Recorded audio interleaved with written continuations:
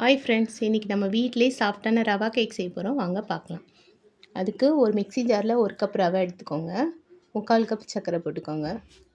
2 ஏலக்காய் போட்டுக்கோங்க. மிக்சியில் போட்டு பல்ஸ் மோடில் 2 அரை அரைச்சிக்கோங்க. அப்புறமா நான் 2 முட்டை எடுத்திருக்கேன். 2 முட்டையை உடச்சி ஊற்றிக்கோங்க.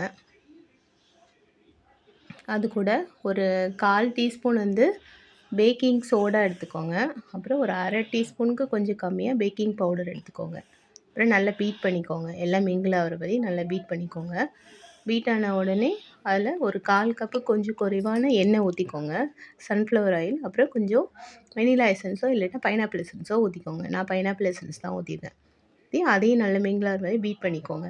அப்புறம் நம்ம மிக்ஸி ஜாரில் அடிச்சிருக்கோம் பார்த்திங்களா, அதை கொஞ்சம் கொஞ்சமாக அதில் கலந்து அதையும் எல்லாம் மிங்கிள் ஆகிற வரை பீட் பண்ணிக்கோங்க.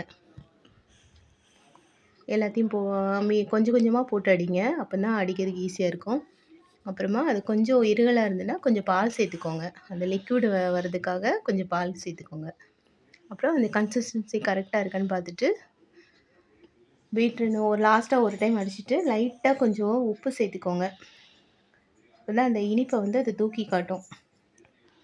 அப்புறம் பேட்டரை ரெடி பண்ண உடனே அந்த ட்ரேயில் ஊற்றிடுங்க. ஊற்றிட்டு அவனை ஏற்கனவே 10 நிமிஷம் ப்ரீ ஹீட் பண்ணி வச்சுக்கோங்க. பபுள்ஸ்லாம் வர்றதுக்காக நல்லா அதில் 4 பக்கமும் ஈவனாக ஸ்ப்ரெட் பண்ணிக்கோங்க. 2 டேப் பண்ணிக்கோங்க. 10 நிமிஷம் ப்ரீ ஹீட் பண்ண அவனில் நம்ம வேக வைக்க போகிறோம். ஒரு 45 மினிட்ஸ் வேக வைங்க.